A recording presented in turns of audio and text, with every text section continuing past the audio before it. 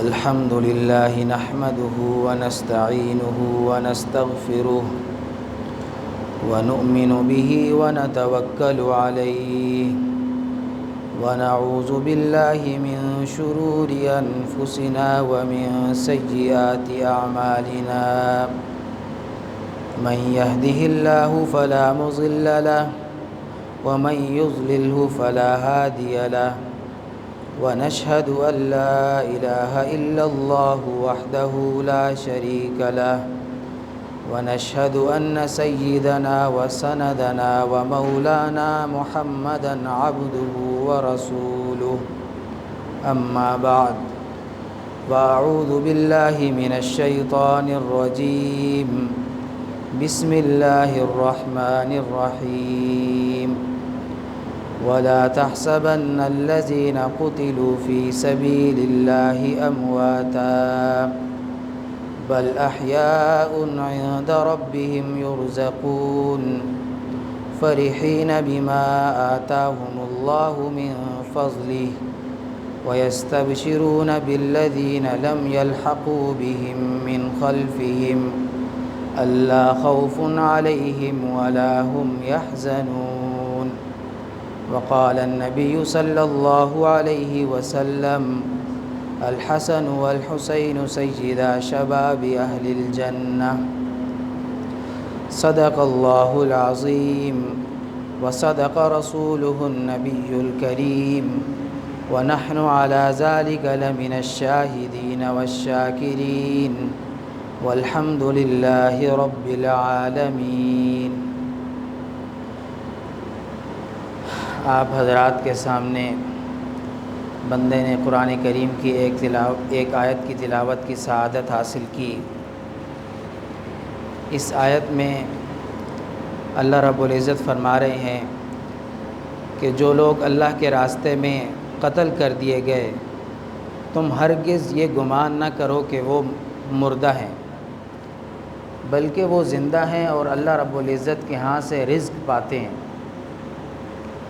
اور جو اللہ تعالیٰ نے ان کو نعمتیں دی ہیں اپنے ہاں سے ان پر وہ بہت زیادہ خوش ہیں، اور جو لوگ ان کے مسلمان بھائی اس دنیا میں موجود ہیں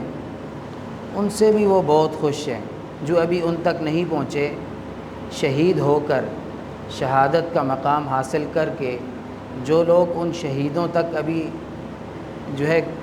شہادت کے مرتبے تک نہیں پہنچے، وہ شہید جو اللہ رب العزت کے پاس پہنچ چکے ہیں وہ ان دنیا میں موجود ہونے والے شہیدوں سے خوش ہیں، اور وہ یہ پیغام بھیج رہے ہیں جنت سے کہ جب تم شہادت کا رتبہ حاصل کر کے آ جاؤ گے اللہ خوف علیہم ولا هم یحزنون، تو اس کے بعد تم پر کبھی بھی کوئی غم نہیں آئے گا اور نہ ہی کبھی کوئی خوف ہوگا۔ یعنی جو لوگ شہادت کا رتبہ پا چکے ہیں اور اللہ تعالیٰ کے ہاں جنت میں موجود ہیں اور اللہ تعالیٰ کے عرش کے نیچے ان کے ٹھکانے ہیں، وہ لوگ دنیا میں موجود ان لوگوں سے بھی بہت خوش ہیں کہ جو ان قریب شہادت کا رتبہ پا لیں گے اور اللہ تعالیٰ کے پاس پہنچ جائیں گے۔ اس آیت میں اللہ رب العزت نے بنیادی طور پر اہل اسلام کو یہی حکم دیا کہ تم گمان بھی نہ کرو کہ جو لوگ اللہ کی راہ میں قتل ہوئے وہ مردہ ہیں، تم یہ گمان بھی نہ کرو۔ اور ایک اور مقام پہ اللہ رب العزت نے فرمایا وَلَا تَقُولُوا لِمَنْ يُقْتَلُ فِي سَبِيلِ اللَّهِ أَمْوَاتًا، کہ ان کو تم مردہ کہو بھی نہیں، جو اللہ کی راہ میں جان دے چکے، اللہ کے راستے میں شہید ہو گئے، ان کو تم مردہ کہو بھی نہیں، ان کو مردہ کہنا بھی ناجائز ہے۔ بل احیاء ولکن لا تشعرون، وہ زندہ ہیں لیکن آپ لوگ ان کی زندگی کو سمجھ نہیں سکتے، تو ان کو مردہ کہنا بھی منع ہے۔ اس کا مطلب یہ ہے کہ ان کی جو زندگی ہے وہ حقیقی زندگی ہے، بلکہ علماء کرام نے یہ فرمایا ہے کہ جو شہید کی زندگی ہے، نبیوں کی زندگی ہے اور صدیقین کی جو زندگی ہے وہ دنیاوی زندگی سے عرفہ ہے اور اعلیٰ ہے۔ وہ لوگ رزق بھی پاتے ہیں اللہ تعالیٰ کے ہاں، جس طرح ان کی شان ہے وہ اللہ تعالیٰ کی تسبیح بھی کرتے ہیں، اور جنت میں جاتے بھی ہیں، مختلف پرندوں کی شکلوں میں وہ جنت میں جاتے ہیں، فرشتوں کی صورتیں اختیار کر کے وہ جنت میں جاتے ہیں اور رزق بھی پاتے ہیں، وہاں کی نہروں سے پانی بھی پیتے ہیں، وہاں کے جانوروں کا گوشت بھی کھاتے ہیں، اور طرح طرح کی نعمتوں سے لطف اندوز ہوتے ہیں، حتیٰ کہ ان کو جو ہے بیویاں بھی عطا کی گئی ہیں، حور عین سے ان کی شادیاں بھی کی گئی ہیں، حالانکہ ابھی قیامت قائم نہیں ہوئی، حساب و کتاب نہیں ہوا۔ جنت کا جو افتتاح ہے وہاں حضرت صلی اللہ علیہ وسلم کے دست مبارک سے ہوگا۔ ابھی کوئی انسان اس مٹی والے جسم کے ساتھ جنت میں داخل نہیں ہو سکتا۔ جیسے ہر جگہ کچھ داخلے کے اصول ہوتے ہیں، کوئی ایک یونیفارم ہوتا ہے، کوئی پابندیاں ہوتی ہیں کہ بھئی فلاں وقت سے پہلے نہیں، فلاں وقت کے بعد آپ داخل نہیں ہو سکتے۔ اسی طرح جب تک قیامت نہیں قائم ہوئی اور حساب و کتاب کا عمل نہیں ہوا اور حضرت صلی اللہ علیہ وسلم کے دست مبارک سے جنت کا افتتاح نہیں ہوا، تو کوئی بھی ذات اس مٹی والے جسم کے ذریعے جنت سے لطف اندوز نہیں ہو سکتی، وہاں کی نہر سے پانی نہیں پی سکتی، وہاں کے پھلوں کو کھا نہیں سکتی، وہاں کی مچھلیوں، طرح طرح کے لذیذ جانوروں کا گوشت نہیں وہ تناول کر سکتی، نہ وہاں کی جو ہے وہ حوروں سے لطف اندوز ہو سکتی ہے کوئی بھی ذات۔ لیکن لطف اندوز ہونے کے مختلف طریقے اللہ نے بنائے کہ شہیدوں کو اللہ تعالیٰ نے مختلف صورتیں عطا کر دیں اور ان کی روحوں کو مختلف قالبوں میں ڈھال دیا، اور ان قالبوں میں وہ ایک یونیفارم ان کو دے دیا، اس صورت میں وہ جاتے ہیں۔ وہ ان کا یہ جسم نہیں ہوتا، لیکن ایک دوسرا جسم اختیار کر کے وہ جنت سے جاتے ہیں اور کھانا بھی پاتے ہیں۔ یہ آیت نازل کب ہوئی؟ جب جس طرح پچھلے جمعے میں نے عرض کی تھی کہ غزوہ بدر جو ہے اچانک پیش آیا۔ اللہ تعالیٰ یہ چاہتے تھے کہ یہ جو واقعہ ہے غزوہ بدر کا، یہ قیامت تک کے لیے حجت ہو اور اس کو یوم فرقان کہا جائے، اور حق و باطل اس دن جو ہے وہ واضح ہو جائے۔ تو اچانک کچھ صحابہ آپ صلی اللہ علیہ وسلم کے ساتھ نکلے، مقصد یہ تھا کہ قافلہ جو ہے وہ لے لیں گے، قافلے میں جو مال وغیرہ ہے وہ لے لیں گے، اور جو مشرکین آئیں گے ان کو گرفتار کر لیں گے، جو مشرکین ہاتھ آئیں گے۔ اور 2 تلواریں تھیں محض ساتھ، کیونکہ قافلے میں عام طور پر تلواریں نہیں رکھتے تھے مشرکین، جو قافلہ تھا وہ بھی اسلحے سے خالی تھا، تو مسلمان جو ہے حکمت عملی کے مطابق قافلے کے پیچھے چلے۔ لیکن ہوا یہ کہ اچانک جو ہے پتہ چلا کہ ابو جہل لشکر جرار لے کر آ رہا ہے، اور مسلمانوں میں سے بعض لوگ تذبذب کا شکار ہوئے کہ آیا مقابلہ کیا جائے یا نہ کیا جائے۔ لیکن اللہ تعالیٰ کی طرف سے حکم آیا کہ میرا وعدہ ہے کہ ایک چیز تمہاری ہے، یا تو قافلہ تمہارا ہے یا یہ لشکر تمہارا ہے، یعنی تم اس پر غلبہ پالو گے۔ اور مطلب واضح تھا کہ قافلہ تو نکل چکا ہے، اب لشکر ہی رہ گیا ہے۔ تو مسلمان جو ہے لڑے جواں مردی سے، اور اللہ تعالیٰ نے فتح دی، اور قیدی ہو کر 70 سردار اور رئیس جو ہے مدینہ لائے گئے، پھر ان سے فدیہ لیا گیا وغیرہ۔ اور اللہ تعالیٰ نے ان تمام حالات کے بعد جب غزوہ بدر ہو چکا تو ایک غزوہ بدر میں شریک جو صحابہ ہوئے ان کو اللہ نے ایک سند دی، ایک اعزاز دیا کہ فَفْعَلُوا مَا شِئْتُمْ، تم جو چاہے کرو، قد غفرت لکم، میں نے تمہاری مغفرت کر دی۔ کفر نہیں کرنا، کفر کی کسی حالت میں کسی کو اجازت نہیں دی جا سکتی۔ کفر کس کا نام ہے؟ کفر دل سے انکار کا نام ہے، تکذیب کا نام ہے۔ اللہ تعالیٰ کی، رسول کی، دین حق سے جو باتیں قطعیت کے ساتھ آپ صلی اللہ علیہ وسلم سے ہم تک جو باتیں پہنچی ہیں یقین کے ساتھ، ان میں سے کسی ایک بات کو بھی اگر آپ انکار کرتا ہے کوئی شخص نماز کا یا زکوٰۃ کا، تو وہ کافر ہو جاتا ہے۔ تو کفر اس کا نام ہے۔ لیکن جو اعمال ہوتے ہیں، جیسے مختلف جو اعمال ہوتے ہیں، جو بدن کے اعمال ہوتے ہیں، عام طور پر وہ بہت سا جو زیادہ تر اعمال ہیں جو ناجائز اعمال ہیں، غیر شرعی اعمال ہیں، وہ فسق میں شمار ہوتے ہیں، کفر میں شمار نہیں ہوتے، لیکن بعض اعمال بھی کفریہ ہوتے ہیں۔ تو اللہ تعالیٰ نے اصحاب بدر کو یہ فضیلت دی کہ فَفْعَلُوا مَا شِئْتُمْ قَدْ غَفَرْتُ لَكُمْ، اب تم جو چاہے کرو، بس میں نے تمہاری مغفرت کر دی۔ یعنی یہ ایک سند ہے۔ اتنا بڑا جب اعزاز ملا اصحاب بدر کو، تو بہت سارے صحابہ جو ہے رش کرنے لگے ان کے مقام پہ، اور انہوں نے یہ چاہا کہ ہم کچھ ایسا کریں کہ ہم بھی اس طرح کے مقامات حاصل کریں۔ تو کئی صحابہ نے اللہ تعالیٰ سے عہد کر لیا، جس طرح آدمی نظر مانتا ہے، تو اللہ تعالیٰ سے کئی صحابہ نے عہد کر لیا کہ یا اللہ ہم تیرے راستے میں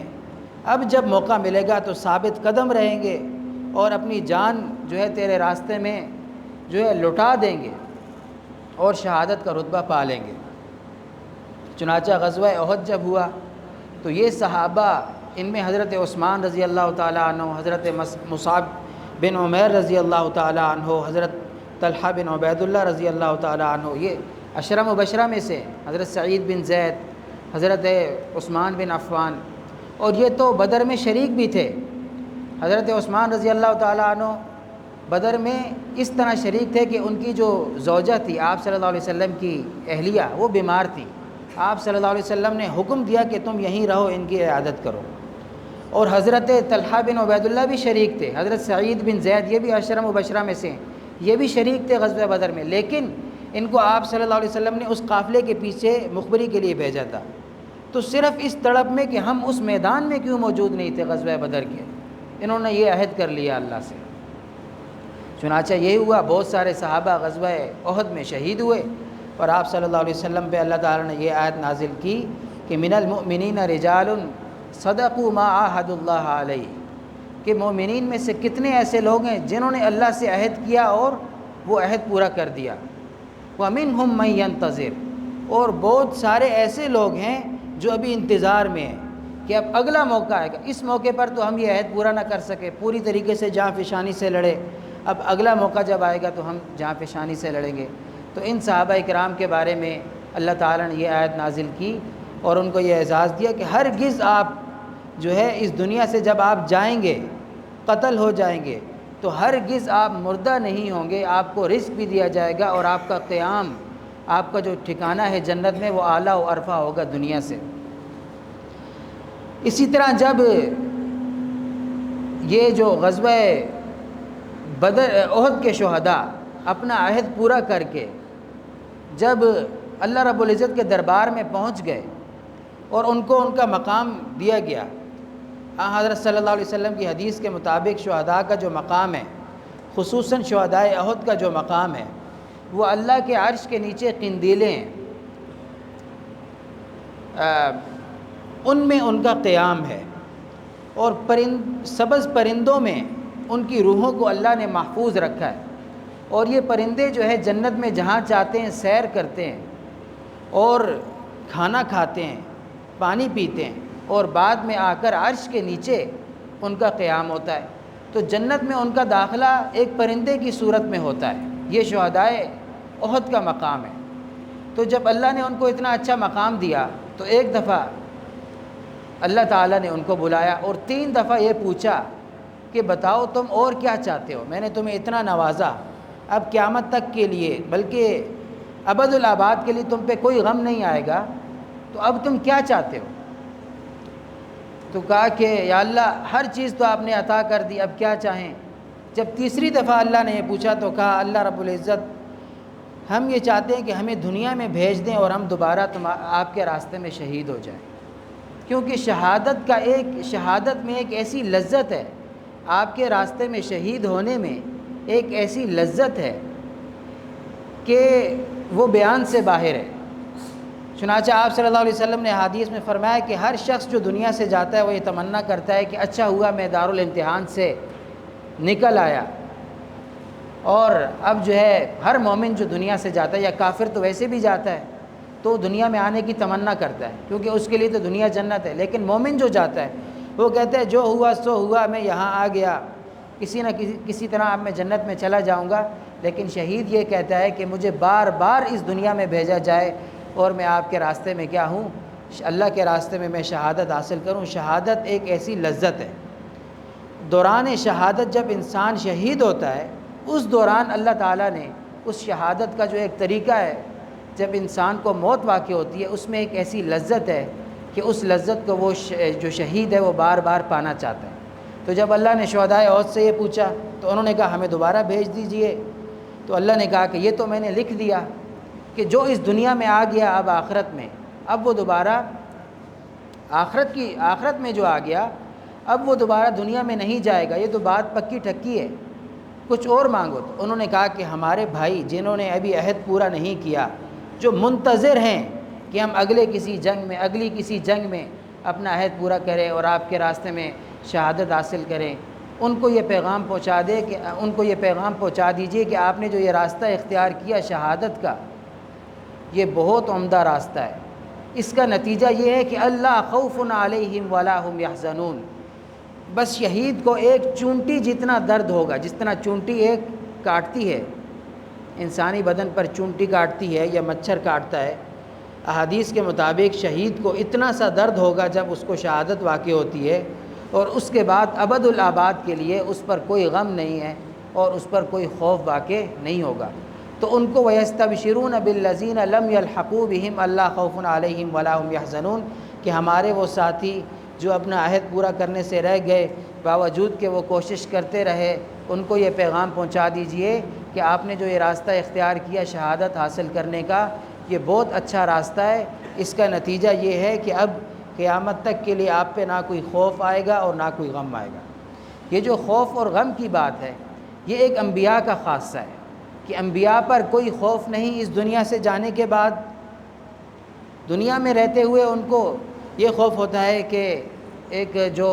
ہماری تبلیغ میں ہمارے جو ابلاغ ہدایت ہے، لوگوں کو ہدایت کے قریب لائیں، وہ اس طرح جو ہے غم کا شکار ہوتے ہیں کہ لوگ جو ہے زیادہ سے زیادہ دین کیوں قبول نہیں کر رہے۔ انبیاء کو اس طرح کے غم لائق ہوتے ہیں، لیکن دنیا سے جانے کے بعد انبیاء پہ بھی کوئی غم نہیں، کوئی خوف نہیں۔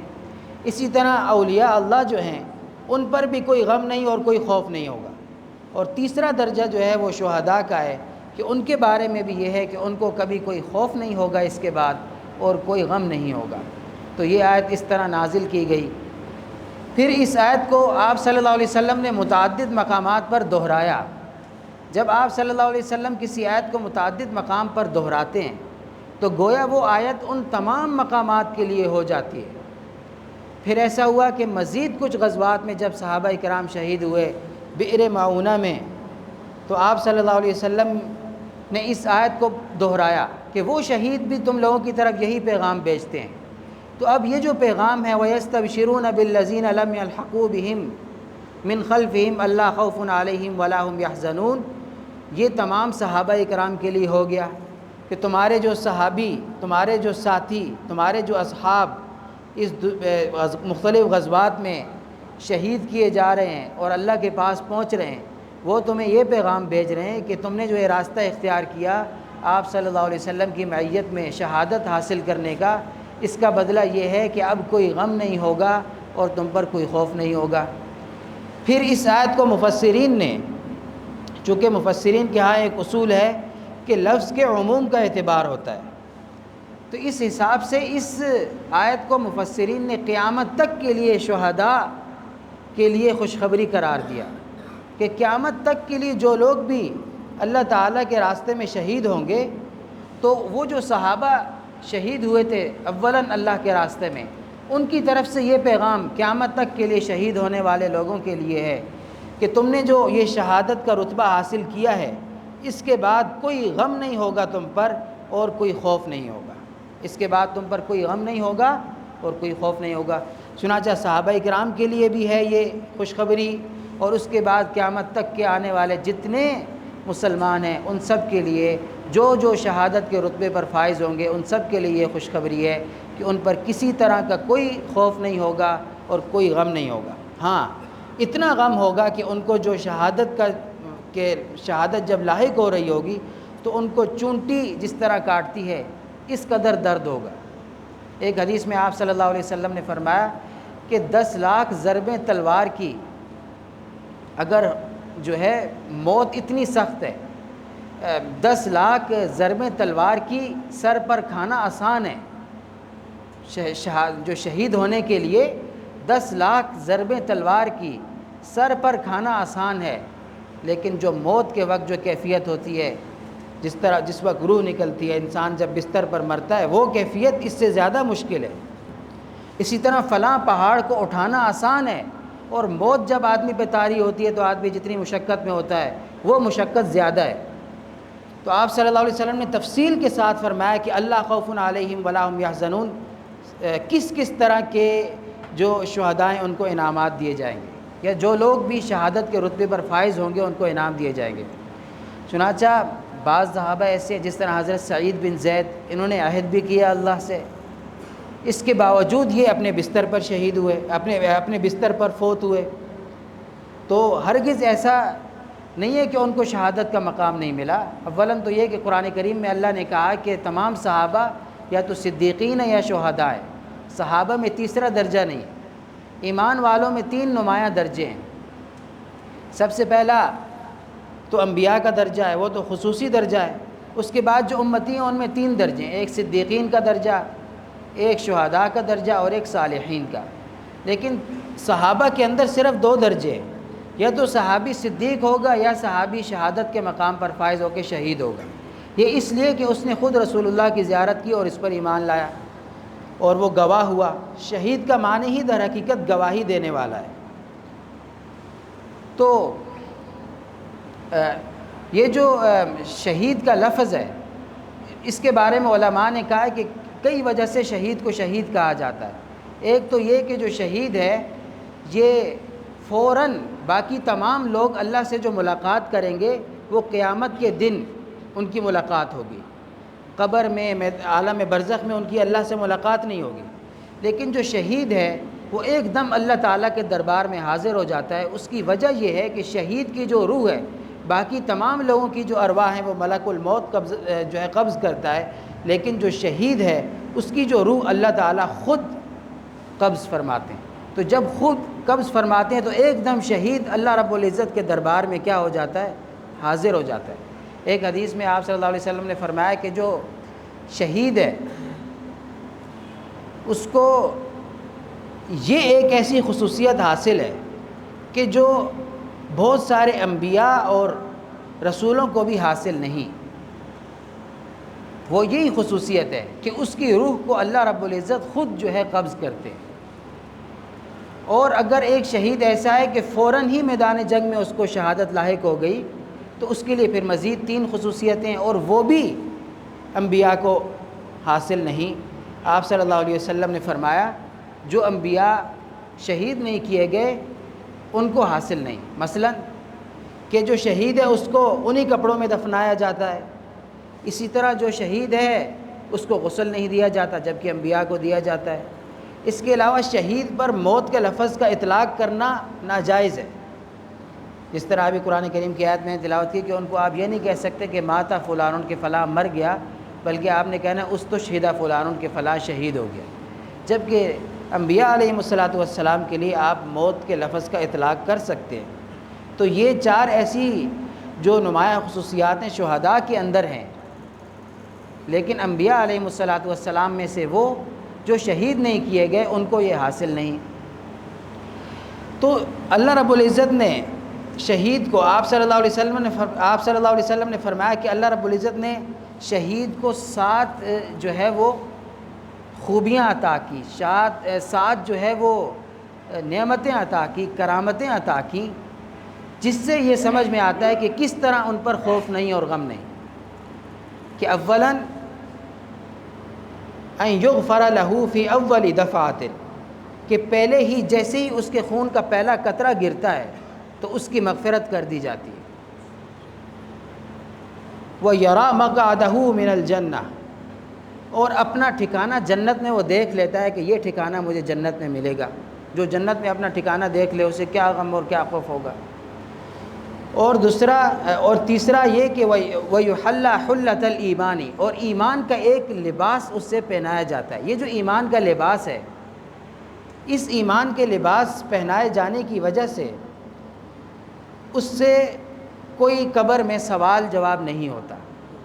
قبر میں اس سے کوئی سوال و جواب، جس طرح عام مسلمان جب فوت ہوتا ہے یا جو بھی فوت ہوتا ہے قبر میں اس سے فرشتے آ کے منکر نکیر سوال کرتے ہیں کہ من ربک من دینک، لیکن شہید سے کوئی سوال نہیں، کیونکہ اس کو ایمان کا جوڑا پہنا دیا گیا۔ جب ایمان کا جوڑا اسے پہنا دیا گیا تو یہ خود سند ہے کہ یہ شخص کیا ہے، مومن ہے، اس سے مزید سوال و جواب کی ضرورت نہیں۔ اسی طرح اس حلت الایمان جو ہے، یہ جو ایمان کا جوڑا ہے، اس کی وجہ سے وہ پل صراط سے بھی نہیں گزرے گا، کیونکہ اس کو ایمان کا جوڑا پہنا ہوا یہ پل صراط سے جو گزرنا ہے، یہ در حقیقت ایک امتحان ہے، یہ بھی اہل ایمان کے لیے اور تمام انسانوں کے لیے۔ اس میں جو فاسق فاجر ضال لوگ ہوں گے وہ کٹ کر جہنم میں گر جائیں گے اور اس پل سے گزر نہ سکیں گے، لیکن شہید کو اس سے بھی استثناء حاصل ہے، اس پہ کوئی غم نہیں، کیونکہ وہ ایمان کا جوڑا پہن چکا ہے۔ اسی طرح اس سے یہ خصوصیت حاصل ہے کہ اس سے کوئی حساب و کتاب بھی نہیں، بلکہ وہ لوگوں کا حساب و کتاب دیکھے گا۔ جس طرح آدمی جو ہے کہیں کوئی منظر نامہ دیکھتا ہے، اس طرح وہ جو ہے بیٹھ کر جب اللہ رب العزت حساب و کتاب لے رہے ہوں گے تو وہ دیکھے گا۔ تو قبر کے سوال و جواب سے بھی محفوظ ہو گیا، پل صراط سے بھی بچ گیا، حساب و کتاب سے بھی بچ گیا، اور آگے جو مزید خصوصیات آپ صلی اللہ علیہ وسلم نے گنوائیں وہ یہ کہ یجار بن عذاب القبر، اور پھر سوال و جواب تو نہیں ہوگا، اور اس کے بعد عذاب قبر سے بھی محفوظ، وَيَأْمَنُ مِنَ الْيَوْمِ الْفَزَعِ الْأَكْبَرِ، اور قیامت کے دن کی تمام ہولناکیوں سے بھی محفوظ۔ حتیٰ کہ بعض نے کہا کہ جب نفخہ اولا ہوگا تو تمام لوگوں پر اور تمام جو نفوس ہیں، جانوروں کے ہوں، فرشتوں کے ہوں، جنت کی حوریں ہوں وغیرہ، تمام پر یا موت واقع ہو جائے گی یا بے ہوشی۔ لیکن شہداء اور انبیاء اس وقت بھی، بعض حضرات یہ کہتے ہیں کہ اس وقت بھی ان کو موت لاحق نہیں ہوگی، اس وقت بھی وہ زندہ رہیں گے،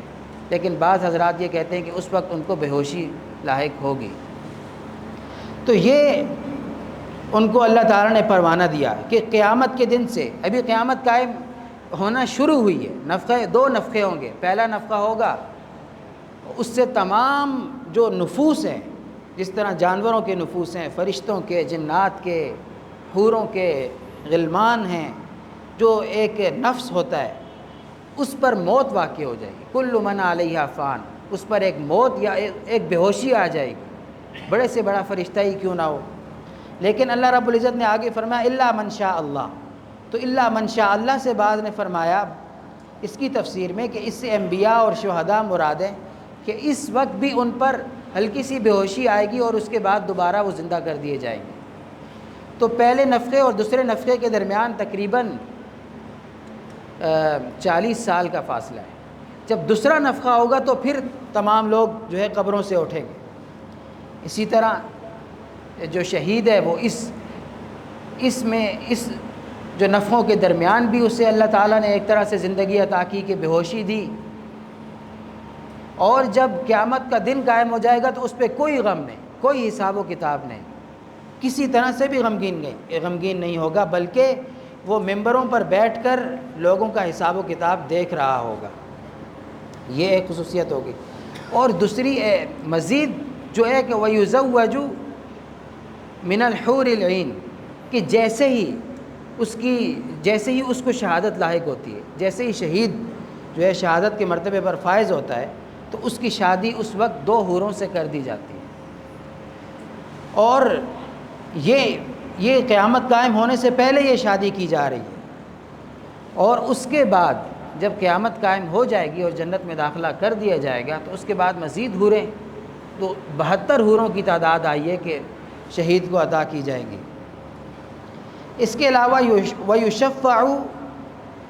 فِي 70 مِنْ أَقَارِبِهِ، اور اس کو اپنے رشتہ داروں میں سے جن پر 70 ایسے رشتہ دار جن پر جہنم جو ہے واجب ہو چکی ہے، ان کے لیے سفارشی بنایا جائے گا، وہ ان کی سفارش کرے گا اور اس سفارش کے ذریعے وہ جنت میں داخل ہو جائیں گے۔ تو اس حدیث سے جس طرح میں نے آپ کے سامنے تلاوت کی، جو شہدائے احد نے ہم تک پیغام پہنچایا وہ یہ کہ اللہ خوف علیہم ولا هم یحزنون، کہ قیامت تک ہمیشہ کے لیے، قیامت نہیں ہمیشہ کے لیے ان پر نہ تو کوئی غم ہوگا اور نہ خوف ہوگا. جس طریقے سے میں نے آپ کو تفصیل کے ساتھ بتایا کہ نہ ان سے قبر کا سوال و جواب ہے، نہ عذاب قبر ہے، نہ قیامت کی ہولناکیاں ہیں، نہ حساب و کتاب ہے، نہ پل صراط سے انہوں نے گزرنا ہے. انہوں نے سب سے پہلے آپ صلی اللہ علیہ وسلم کی معیت میں جنت کے اندر داخل ہو جانا ہے. جو اسلامی ہجری کا جو آغاز ہے یہ دو عظیم سانحات سے ہوتا ہے. اسلامی سال کا جو آغاز ہے، جو جسے ہجری سال کہا جاتا ہے، اس کا جو آغاز ہے وہ دو عظیم سانحات سے ہوتا ہے. ایک تو حضرت عمر رضی اللہ تعالیٰ عنہ کی شہادت واقع ہوئی. آپ رضی اللہ تعالیٰ عنہ تو خود شہادت جو ہے مانگا کرتے تھے. تو آپ نے فرمایا اللہم ارزقنی شہادتاً فی سبیلک و موتاً فی بلد نبیک. تو آپ کی بیٹی، اس کا ترجمہ یہ ہے کہ اللہ مجھے شہادت عطا فرما اور مجھے اپنے نبی کے شہر میں شہادت عطا فرما. تو آپ کی بیٹی حضرت حفصہ نے آپ سے پوچھا کہ آپ شہادت بھی مانگتے ہیں اور مدینہ کے اندر بھی مانگتے ہیں، جبکہ یہاں تو شہادت کے امکان نہیں ہے. تو آپ نے فرمایا کہ اگر اللہ چاہے گا تو ہو جائے گا. چنانچہ آپ کو 26 ذی الحجہ کو ایک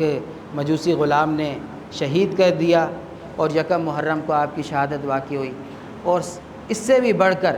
جو عظیم جو سانحہ ہے وہ نواسہ رسول حضرت حسین رضی اللہ تعالیٰ عنہ کی شہادت ہے.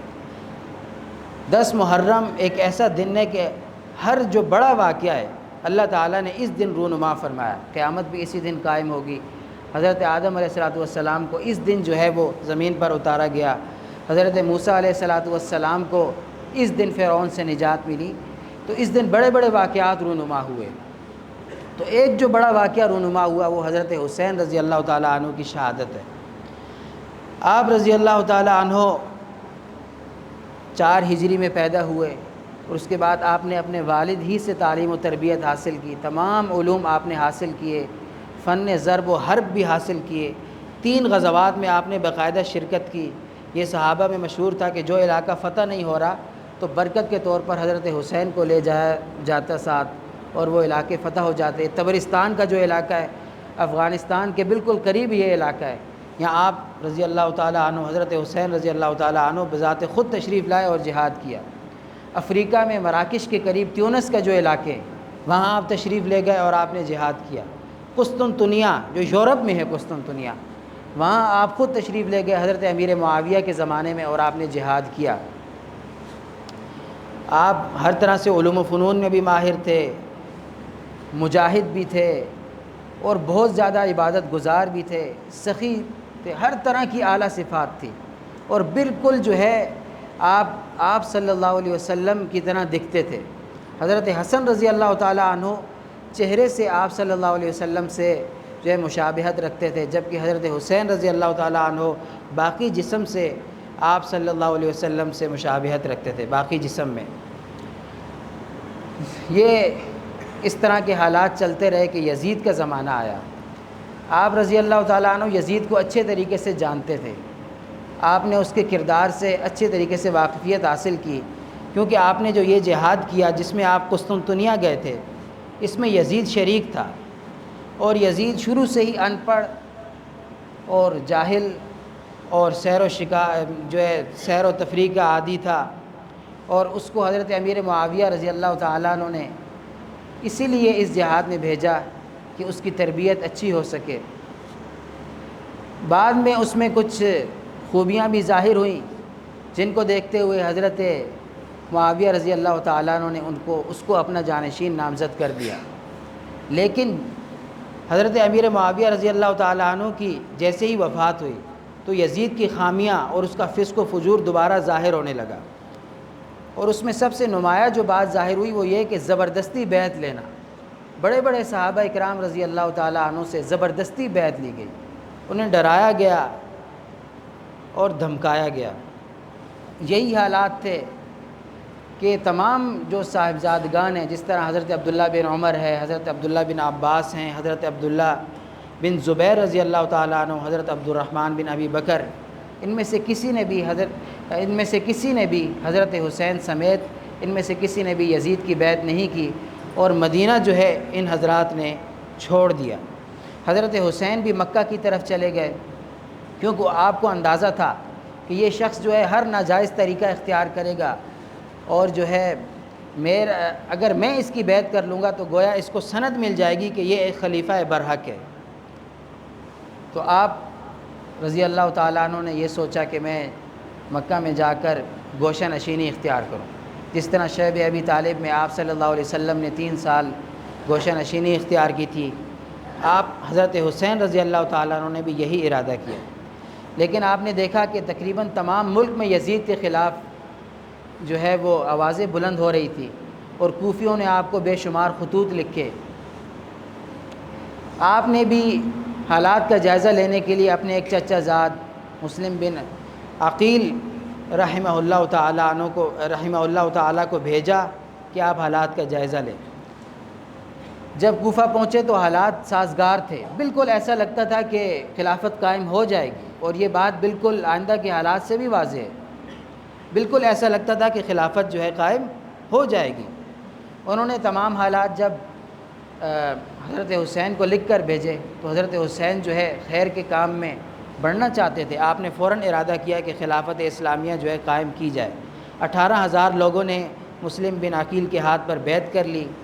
اور ایک ایسا وقت بھی آیا کہ مسلم بن عقیل نے ابن زیاد جو کوفہ کا گورنر تھا اس کا محاصرہ کر لیا، اور اس وقت ابن زیاد کے پاس صرف جو ہے 50 لوگ تھے، لیکن اور مسلم بن عقیل رحمہ اللہ کے پاس 18,000 لوگ تھے، لیکن ابن زیاد نے جو اس وقت 50 لوگ تھے ان میں سے اکثر سرداران تھے، اس نے سرداران کو لالچ دی، اور سرداران نے محل سے باہر نکل کر مختلف تقریریں کی، اور دیکھتے ہی دیکھتے 18,000 لوگوں نے حضرت مسلم بن عقیل کا ساتھ چھوڑ دیا، اور صرف 30 رہ گئے۔ یہ وہ جو ہے مقام ہے جس سے شکست کے آثار جو ہے نظر آنا شروع ہوئے۔ ایسا بالکل نہیں ہے کہ حضرت حسین رضی اللہ تعالیٰ عنہ جو ہے وہ بغیر جنگی حکمت عملی کے آپ جو ہے وہ کوفہ تشریف لے جا رہے تھے، ایسا ہرگز نہیں۔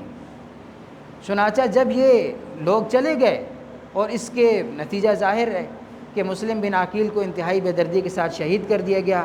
اور مکہ اور کوفہ کے درمیان جتنے رابطے ہیں منقطع کر دیے گئے۔ عین جب آپ کوفہ کے قریب تھے مقام ثعلبیہ میں، تو آپ کو یہ اطلاع ملی کہ مسلم بن عقیل کو شہید کر دیا گیا۔ اس کے بعد مسلم بن عقیل رحمہ اللہ کے رشتہ داروں نے یہ کہا کہ اب ہم تو ہرگز ان کا خون کا بدلہ لیے بغیر نہ جائیں گے۔ چنانچہ حضرت حسین نے کہا کہ پھر میں بھی آپ کے ساتھ ہوں۔ آپ رضی اللہ تعالیٰ عنہ نکلے، اور آپ پر طرح طرح کے مظالم ڈھائے گئے۔ 2 محرم الحرام کو آپ کربلا میں آپ نے پڑاؤ ڈالا، اور 7 محرم الحرام کو آپ کا پانی بند کر دیا گیا، اور آپ کو عجیب طریقے سے اللہ رب العزت نے شہادت سے سرفراز فرمایا کہ آپ کے سب لڑتے ہوئے شہید ہو گئے جواں مردی کے ساتھ۔ مخالفین کی تعداد 4,000 کے قریب تھی، اور سب شہید ہو گئے آپ کے ساتھی، اور آپ کے جو ہے دونوں ہاتھ کٹ گئے، جس کی وجہ سے آپ گر گئے، اور کیفیت ایسی پیدا ہو گئی کہ گویا آپ سجدے میں۔ تو یہ ایک حدیث بھی ہے کہ جس عبادت میں جس عبادت کی حالت میں اگر کسی کو موت آ جائے تو اس عبادت کا اجر قیامت تک اس کے لیے لکھا جاتا ہے۔ چنانچہ جب آپ سجدے میں گرے تو ایک بدبخت جو ہے سنان بن انس نقی نے آپ کا سر جو ہے نعوذ باللہ تن سے جدا کر دیا، اور اس کے بعد نعوذ باللہ آپ کے سر کو ابن زیاد کے سامنے پیش کیا گیا، اور یزید کے سامنے بھی پیش کیا گیا، اور روایات میں آتا ہے کہ انہوں نے آپ کے سر کی بے حرمتی کی۔ اور بعد کے حالات سے بالکل ایسے واضح ہوتا ہے کہ یزید سے بہت سارے ایسے کفریہ اعمال جو ہے سرزد ہوئے۔ مثلا جیسی حضرت حسین کی شہادت کی خبر مدینہ پہنچی تو مدینہ والوں نے بغاوت کر دی، اور ولید بن عقبہ نے مدینہ والوں سے جنگ کی، اور مدینہ کو 3 دن کے لیے حلال کر دیا، کہ مطلب مدینہ میں نعوذ باللہ آپ جو چاہیں کریں۔ اپنی فوج کو اس نے کہا کہ آپ مدینہ میں 3 دن کے لیے جو چاہیں کریں، جس عورت کی چاہیں عصمت دری کریں، اور انہوں نے کی بھی۔ تو حلال کو حرام کرنے سے تو انسان کافر ہو جاتا ہے۔ اور یہ جو حضرت حسین رضی اللہ تعالیٰ عنہ نے انہوں نے کربلا میں مخالفین کو یہی خطبہ دیا تھا کہ یزید کی فسق کی بات نہیں ہے، یزید کے اندر بہت سارے میں نے کفریہ اعمال دیکھے، یعنی وہ حرام کو حلال کرتا ہے۔ حرام کو حلال کرنے سے جو ہے انسان اس کو کفر لاحق ہو جاتا ہے، اگرچہ بعض اوقات اس پہ فتویٰ نہیں لگایا جاتا، اس سے پوچھ گچھ کی جاتی ہے کہ آپ نے یہ جو ہے نا حرام کو حلال کیوں کیا، لیکن حضرت حسین رضی اللہ تعالیٰ نے یزید کے ایسے بہت سارے اعمال گنوائے تھے خطبے میں کہ جس سے اور بعد میں ایسا ظاہر ہوا، یہ 3 دن کے لیے مدینہ کو حلال کرنا، نعوذ باللہ۔ آج بھی اگر آپ کسی مسلمان عورت کی عصمت دری کو حلال قرار دیں تو آپ خود سوچ لیں کہ یہ کفر ہے حلال قرار دینا۔ اس کے بعد مدینہ میں یہ ہوا، مکہ میں حضرت عبداللہ بن زبیر کی خلافت قائم ہو گئی، اور جس طرح کہ میں نے یہ کہا مکہ میں بھی یزید نے منجنیق سے سنگ باری کروائی، مکہ کو کعبہ کو شہید کروایا یزید نے۔ یہ جنگ جاری تھی کہ 4 سال کی حکومت کے بعد یزید جو ہے فوت ہو چکا۔ اور جس طرح میں بتا رہا ہوں کہ حضرت حسین کی جو جنگی حکمت عملی تھی ہرگز حالات کے جو ہے وہ خلاف نہ تھی۔ اگلے 13 سال تک، یعنی 61 ہجری میں حضرت حسین شہید ہوئے، اور اگلے 13 سال تک یعنی 73 ہجری تک یہ جو علاقہ ہے، حجاز کا علاقہ، یمن کا علاقہ، مصر کے بعض علاقے اور عراق کا جو علاقہ ہے، یہ اس پر حضرت عبداللہ بن زبیر کی حکومت تھی۔ تو کچھ مشکل نہ تھا کہ حضرت حسین رضی اللہ تعالیٰ عنہ کی حکومت قائم ہو جاتی، صرف اس وجہ سے کہ جو کوفیوں نے غداری کی تھی عین وقت پہ، اور وہ 18,000 کی تعداد چھوڑ کر چلی گئی اور صرف 30 لوگ رہ گئے، اس وجہ سے حضرت حسین رضی اللہ تعالیٰ عنہ ظاہری طور پر انہیں ناکامی ہوئی۔ باقی اگر دیکھا جائے تو عبداللہ بن زبیر 13 سال تک اپنی خلافت قائم کرنے میں کامیاب رہے، اور کتنا ہی اچھا ہو جاتا کہ حضرت حسین رضی اللہ تعالیٰ عنہ جو جنت کے نوجوانوں کے سردار ہیں خلافت اسلامیہ قائم کر لیتے۔ لیکن حضرت حسین رضی اللہ تعالیٰ عنہ اور دیگر شہداء کا جو پیغام ہے وہ ہمارے پاس موجود ہے، وہ اسی آیت میں ہے، وَيَسْتَبْشِرُونَ بِالَّذِينَ لَمْ يَلْحَقُوا بِهِمْ مِنْ خَلْفِهِمْ أَلَّا خَوْفٌ عَلَيْهِمْ وَلَا هُمْ يَحْزَنُونَ کہ قیامت تک کے لیے جو لوگ بھی اللہ کے راستے میں شہید ہوں گے اعلاء کلمت اللہ کے لیے، ان پر آئندہ کے لیے کوئی غم نہیں ہے اور آئندہ کے لیے کوئی خوف نہیں ہے، بس وہی صدمہ ہے جو ان کو شہادت کے وقت لاحق ہوگا۔ وآخر دعوانا الحمدللہ رب العالمین۔